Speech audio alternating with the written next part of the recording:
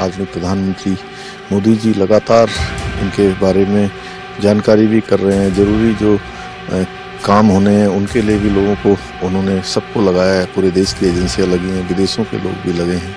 जल्दी से जल्दी ये काम होगा, यही आश्वस्त किया जाए। वॉकी टॉकी पे बोलो, लगा के बात करें।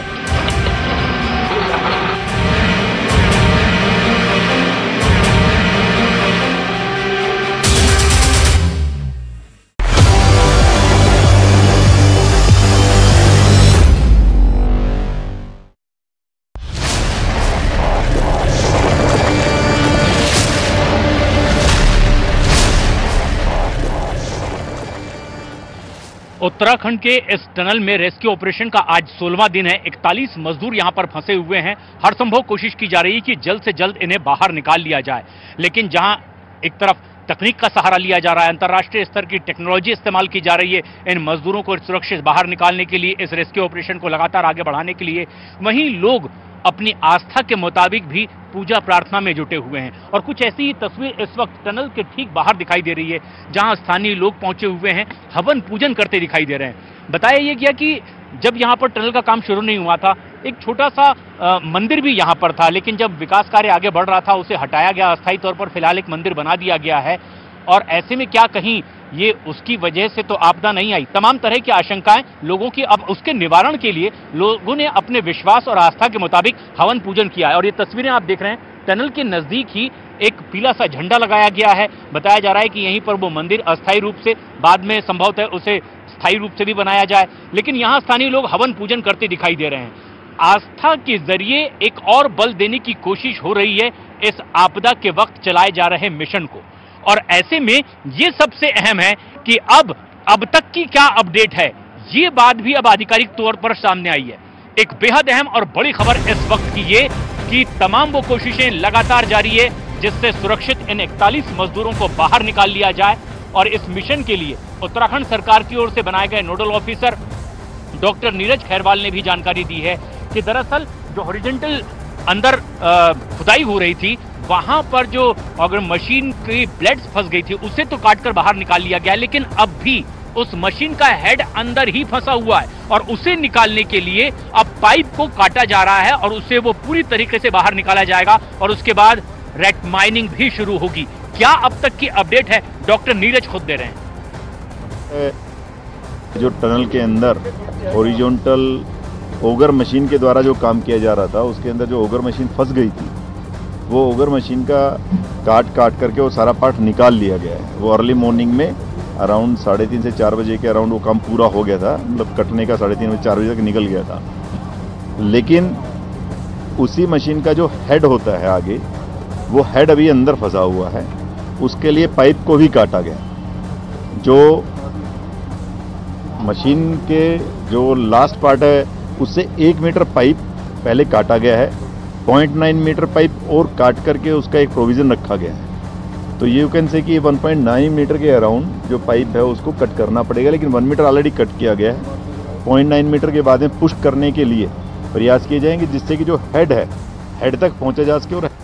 और ये एक ताज़ा अपडेट है जो नोडल ऑफिसर की ओर से दी गई है, काम किस तरह से चल रहा है और किस किस तरह की बाधाएं आ रही है। प्रियंका कांडपाल भी हमारी सहयोगी लगातार नजदीक से नजर बनाए हुए हैं इस पूरे ऑपरेशन पर।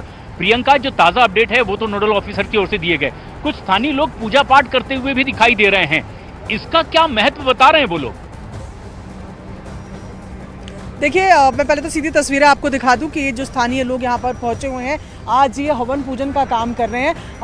ये जो पूरी जगह है प्रशांत, ये जगह जो है ये बाबा भौकनाग कहा जाता है, जिनको वासुकी नाग का ही रूप कहा जाता है, जिस पर कृष्ण ने अपने बालकाल्य में विजय प्राप्त की थी। तो ये पूरा एरिया उनको दिया गया था, तो ये उनका इलाका कहा जाता है। ये तमाम लोगों के इष्ट देव माने जाते हैं। ऐसे में एक छोटे मंदिर की स्थापना भी लोगों के कहने पर यहाँ पर हुई है, क्योंकि लोगों का कहना है कि जब आप किसी के घर में जाते हैं, किसी सामान को छेड़ने से पहले आपको उनकी अनुमति लेनी चाहिए, जो अनुमति टनल बनाने से पहले नहीं ली गई। और लोगों का ये मानना है इसी वजह से इस तरीके की अनहोनी सामने आ रही है। लेकिन लोगों का कहना है क्योंकि वो भगवान है, क्योंकि वो दयालु है, इसी वजह से जैसे ही ये मंदिर यहाँ पर बना दिया गया है, उनको उम्मीद है कि इनकी कृपा बरसेगी और जल्द ही जल्द जिस तरीके की तैयारियां, जिस तरीके का हार्डवर्क हमारी तमाम एजेंसियां कर रही हैं, उसके साथ भगवान का आशीर्वाद भी रहेगा और जल्द से जल्द बाहर आएंगे।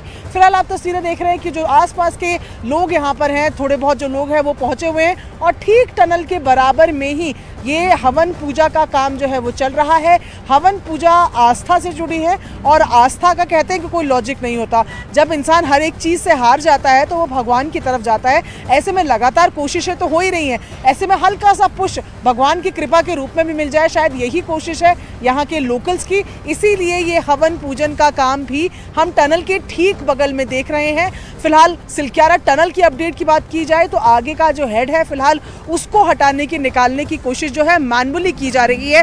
हाथ से उसको काट कर निकाला जा रहा है। पाइप एक लगा होता है, उसके आगे एक हेड होता है जो घूमकर आगे की तरफ बढ़ता है। वो हेड जो है वो लोहे के छड़, लोहे के सरियों में फंसा हुआ है, उसको मैनुअली निकाला जा रहा है। और जो नोडल ऑफिसर थे उनका कहना है जैसे ही ये हेड बाहर निकल जाएगा उसके बाद मैनुअल ड्रिलिंग का काम हो जाएगा, जिसको हम चूहा बोरिंग कह रहे हैं, वो होगा। और उसके बाद जो मलबा है उसको धीरे धीरे निकालने की कोशिश की जाएगी और फिर पाइप को मशीन की मदद से हल्का हल्का पुश करने की कोशिश की जाएगी। जी प्रसाद। बिल्कुल, और ये तमाम कोशिशें लगातार जारी है। लेकिन केंद्रीय परिवहन राजमार्ग मंत्रालय की ओर से एडिशनल सेक्रेटरी भी यहाँ पर नजदीक से नजर बनाए हुए हैं। उन्होंने भी विस्तार से जानकारी ली और उन्होंने बताया है कि जिस तरीके से हॉरिजॉन्टल यहाँ पर अब आगे खुदाई की जाएगी, उसके साथ ही साथ हॉरिजॉन्टल टनल की खुदाई के साथ साथ अब वर्टिकल खुदाई भी लगातार हो रही है। और उसी से जुड़ी एक बेहद अहम और बड़ी खबर ये कि किस तरह से कामयाबी से अब वर्टिकल ड्रिलिंग का काम भी लगातार जारी है। और जो वर्टिकल बोरिंग हो रही है ये तकरीबन 30 मीटर तक हो चुकी है कामयाबी से। और इससे एक बड़ी उम्मीद जग रही है कि अगर कहीं किसी दूसरे रास्ते से बाधा आ रही है तो ये जो वर्टिकल बोरिंग की जा रही है ये एक बड़ी कामयाबी हमें दिला सकती है। एडिशनल सेक्रेटरी क्या कह रहे हैं केंद्रीय सड़क परिवहन राज्य मंत्रालय की ओर से, वो भी आप सुन लीजिए। हमारा जो ऑप्शन 1 है, ये ऑप्शन ए है पहले से, वो काम पे हम लगातार आगे बढ़ रहे हैं। जो ऑगर मशीन फंसा था वो हमने निकाला है। अब इसके आगे की जो भी और स्टेप्स हैं वो हम लेने वाले हैं। इसके अलावा जो SJVNL का वर्टिकल ड्रिलिंग चल रहा था काम, वो चल रहा है। आपको मैं बता दूं कि 30 मीटर ड्रिलिंग हो चुका है। हमें शायद टोटल 86 मीटर की ड्रिलिंग करनी है और वो काम अच्छे से चल रहा है। और अब प्रधानमंत्री जो लगातार नजदीक से नजर बनाए हुए हैं पीएम के, अब यहां मुख्य सचिव भी पहुंचे थे PK मिश्र, जिन्होंने कि खुद पहुंच करके टनल के भीतर दाखिल होकर के उन फंसे हुए मजदूरों से बातचीत की, उनका हालचाल जाना है। ये भी जाना कि क्या कहीं किसी और चीज की जरूरत तो आपको नहीं है। किस तरह की उनकी बातचीत हुई है वो भी आपको दिखाते हैं।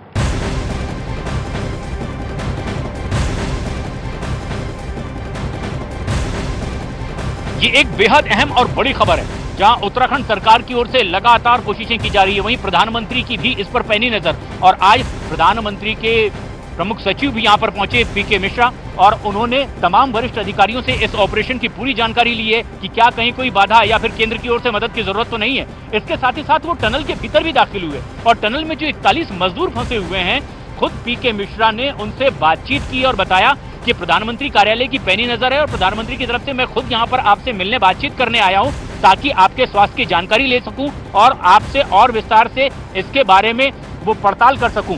उनसे किस तरह की बात हुई है PK मिश्रा की, ये भी आप देखिए।